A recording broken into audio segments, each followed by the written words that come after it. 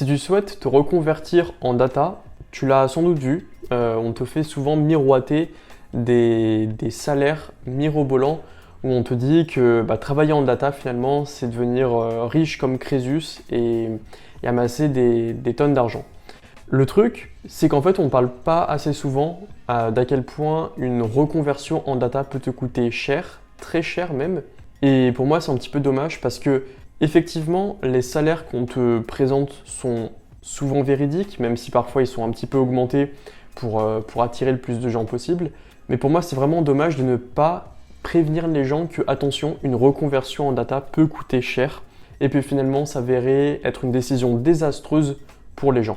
Alors je vais te parler de tout ça dans cette vidéo, mais avant, tu as la possibilité de rejoindre un groupe privé de gens qui souhaitent se reconvertir en data. Pour rejoindre le groupe, c'est le premier lien dans la description, c'est gratuit et en rejoignant ce groupe, tu finalement recevras plein de conseils techniques pour te construire un profil recherché, pour monter en compétences et surtout réussir ta reconversion en data. Tout ça, c'est dans le premier lien de la description, c'est gratuit et en rejoignant ce groupe, finalement, c'est t'assurer que ta reconversion en data fonctionne ou en tout cas mettre toutes les chances de ton côté. Alors revenons au vif du sujet. Pourquoi une reconversion en data peut coûter très cher? Alors d'abord, ce qu'il faut se dire, c'est que finalement, le plus souvent, une reconversion en data, si on suit le schéma un petit peu traditionnel, ce qu'on recommande souvent aux gens lorsqu'ils veulent se reconvertir, c'est de quitter leur emploi actuel, de suivre une formation et ensuite de chercher un autre poste, une autre entreprise, mais du coup en data cette fois-ci. Donc on peut se dire, oui effectivement, c'est le schéma classique, c'est un schéma que beaucoup de gens font. Le problème c'est que si on suit ce schéma-là, en fait ça peut être très coûteux. Premièrement, le coût qui est le plus évident, c'est le coût de la formation. Le coût de la formation, pourquoi? Parce que effectivement, ces formations, on voit que le métier de data scientist ou data analyst, c'est de plus en plus populaire. On les présente vraiment comme les métiers de tendance, les métiers qui sont hyper porteurs, etc. Avec tout ce qui est intelligence artificielle et tout. Et effectivement, ce sont des domaines porteurs, mais du coup, forcément, lorsqu'un domaine devient porteur, les écoles et les formations qui sont associées, elles sentent qu'il y a de plus en plus de clients qui souhaitent se former là-dessus, et du coup, ce qu'elles font, c'est qu'elles font vraiment flamber les prix. Effectivement, le prix est parfois justifié, c'est-à-dire que ce sont des formations qui sont souvent, ce sont de bonnes formations, et du coup, à un moment donné, il faut rémunérer aussi la personne qui travaille, donc du coup, il faut payer finalement ces organismes de formation, mais même si c'est souvent un montant qui est justifié, il n'empêche que objectivement, c'est quand même un montant qui est élevé. Et du coup, pour certaines personnes, je ne sais pas quelle est ta situation, mais parfois c'est compliqué de se permettre de payer une telle formation. Donc, pour moi déjà, le premier coup, c'est de se dire, en fait, déjà une formation, ça coûte très cher. Et du coup, se former et souscrire à une de ces formations-là et payer une telle somme, voilà, c'est quand même important. Et le pire, c'est imaginons que la formation ne nous plaise pas, du coup on se dit ah oui, j'ai payé tout ça pour au final rien quoi. Donc là déjà, il y a un gros risque si on suit le schéma classique. Ensuite, le deuxième coup, c'est qu'en fait, comme je disais, c'est que souvent, pour se lancer dans ces formations-là, on te recommande de quitter ton job actuel. Donc, quitter son job actuel, ça veut dire quoi? Ça veut dire pas de revenus. Pas de revenus pour le foyer. Alors, il y a des cas particuliers où effectivement, c'est possible parfois de demander des financements, par exemple de sa formation, ou de demander une rupture conventionnelle, mais c'est pas garanti du tout. Et le truc, c'est qu'en fait, si on échoue à avoir ces financements-là, du coup, on n'a plus d'entrée d'argent de notre côté, en tout cas. Et du coup, si par exemple, je sais pas, on vit à deux, on a des enfants, etc., du coup, il y a plus qu'un salaire. Enfin, il faut l'espérer qu'il n'y ait plus qu'un salaire pour assumer les dépenses du foyer. Du coup, là encore, c'est quand même très dangereux. C'est que en quittant son job actuel, finalement, on va se priver d'une grande entrée d'argent pour se lancer du coup dans une formation qui elle aussi coûte très cher. Donc on a moins d'entrée d'argent et plus de dépenses. Donc là aussi, ça coûte très cher si on suit le schéma classique de reconversion en data. Mais le pire dans tout ça, parce que ça ne s'arrête pas là, le pire dans tout ça, c'est que finalement, imaginons que, ok, tu es démissionné. Bon, imaginons que tu as une rupture conventionnelle, etc. Coup de chance, ou sinon, bah, finalement, tu n'as plus d'entrée d'argent et du coup, par exemple, vous n'avez plus qu'un salaire pour que toi, tu puisses faire ta reconversion en data. Et en plus, tu payes du coup une formation très chère. Et pour financer cette formation, peut-être que tu vas souscrire à un prêt, un crédit à la consommation qui lui aussi va te coûter finalement très cher aussi. Imaginons que tu fasses tout ça et que tu te rendes compte finalement que la data, ben, finalement, t'aimes pas. En fait, c'est possible, puisque souvent, en fait, quand on parle de la data, voilà, comme je te le disais, on te parle de salaire, on te parle du cadre de vie, on te dit, bah oui, c'est un métier quand même relativement tranquille et tout. C'est un métier sur l'ordinateur, donc finalement, il y a aussi tout l'aspect télétravail, donc c'est pratique. Mais imaginons que t'aimes pas la data. Imaginons que, par exemple, tu détestes la partie informatique, toi, tu es vraiment hyper matheux.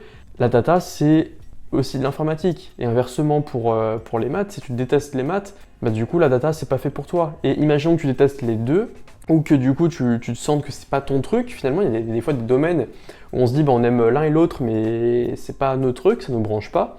Bah du coup c'est hyper voilà, on se dit bah la data c'est pas fait pour moi. Et c'est pas grave, le truc c'est que du coup on a eu toutes ces dépenses là qui sont derrière nous, et du coup c'est très compliqué de ensuite pouvoir rectifier le tir. Donc à ce moment-là, si tu réalises que la data c'est pas pour toi, de une, tu es découragé parce que tu te dis bah du coup dans quel domaine je peux travailler, tu as dépensé des tonnes d'argent, tu es un peu perdu au pied du mur, parce que du coup si maintenant tu souhaites retrouver un poste dans ton domaine actuel, bah du coup les employeurs vont te demander ouais mais pourquoi là tu travaillais plus, etc. Enfin, ça envoie aussi un signal un petit peu mauvais finalement si on postule pour d'autres postes. Donc, le schéma classique, pour moi, il est dangereux et il peut te coûter très cher. C'est pour ça que du coup, je recommande un autre schéma qui te permette d'être beaucoup plus serein dans ta reconversion data, beaucoup plus posé, beaucoup plus calme, et que tu puisses vraiment la faire à ton rythme, et que tu puisses te former tranquillement, que tu puisses monter en compétences aussi sereinement. Et ce schéma classique, finalement, je suis assez surpris de pourquoi finalement on ne le présente pas aussi souvent, quoi. Et du coup, bah, quel est ce schéma classique alternatif, ce schéma qui te permet d'être serein dans ta reconversion en data? Et bah finalement, c'est de te reconvertir, mais directement dans l'entreprise où tu travailles. Alors, peut-être que tu n'aimes pas l'entreprise dans laquelle tu es actuellement, et ça c'est possible, mais il faut être stratégique ici. Stratégique parce qu'il faut se dire, en fait, si je me reconvertis au sein de l'entreprise où je suis actuellement, bah c'est tout bénef. Parce que déjà, j'évolue dans un cadre que je connais très bien. Je connais tout le jargon de l'entreprise, je connais tous les systèmes, tous les process, etc. Je connais aussi un petit peu les contraintes actuelles, les blocages, etc. Et en plus, bah du coup, si ça marche, tant mieux, tout bénef, parce que du coup, si j'arrive à monter en compétences en parallèle de mon job actuel, et bah du coup, c'est super, parce que j'ai gardé mon poste actuel, donc mon salaire, et en même temps, je me suis formé en parallèle, sans forcément souscrire de formation ultra chère. Donc du coup, je me suis formé en autodidacte ou avec des formations très courtes. Du coup, tout bénef aussi. Et ensuite, si jamais ça échoue, bah du coup, pareil, c'est tout bénef parce que tu as ton poste actuel qui est déjà là. Et du coup, tu as juste à dire, bon bah, ok, j'ai essayé, ça n'a pas marché, bah tant pis. Peut-être que c'était pas le domaine fait pour moi, peut-être qu'il y en a un autre pareil sur lequel je pourrais avancer, mais du coup, toujours en parallèle de mon job. Et du coup, en fait, vraiment, si on suit cette technique-là, on peut finalement apprendre tout un tas de choses, mais vraiment sereinement. Parce que je te garantis qu'en fait, si tu travailles dans une entreprise et que tu commences à monter un petit peu en compétence sur d'autres choses et du coup te former aussi en parallèle, bah du coup, comme tu vas être beaucoup plus serein, il y a de fortes chances que ça ne peut que réussir en fait. Et si le domaine est fait pour toi, après s'il n'est pas fait pour toi, au moins ça te permet de voir rapidement que ce n'est pas fait pour toi et ok, bah tant mieux. J'ai pas non plus dépensé des tonnes d'argent pour me rendre compte que j'ai fait une erreur. Donc voilà, en fait finalement je me dis bah c'est super simple quand on fait comme ça, et même si tu ne souhaites pas forcément te reconvertir mais que tu souhaites juste monter en compétences, par exemple tu fais de la data analyse et que maintenant tu souhaites faire un peu plus de data science par exemple, et ben c'est pareil, tu montes en compétences au sein de l'entreprise où tu travailles.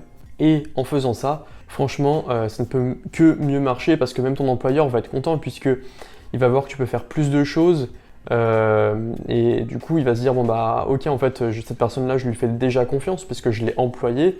Et du coup, finalement, elle monte en compétence, donc elle fait plus que ce que j'anticipais qu'elle allait faire. Pour l'employeur aussi, c'est vraiment tout bénef. Donc franchement, n'hésite pas à me dire en commentaire ce que tu as pensé de cette nouvelle technique, cette nouvelle manière de faire une reconversion data en toute sérénité. Et si tu souhaites aller plus loin, si tu souhaites maintenant vraiment commencer cette reconversion et te former en parallèle de ton job actuel, tout ça c'est dans le premier lien de la description, c'est pour rejoindre le fameux groupe privé, le groupe privé avec tous les gens qui souhaitent se reconvertir en data, où là je donne des conseils exclusifs pour monter en compétences et vraiment te construire un profil recherché, un profil solide si tu souhaites travailler en data. Alors moi je te dis à très vite dans ta boîte mail ou dans une prochaine vidéo.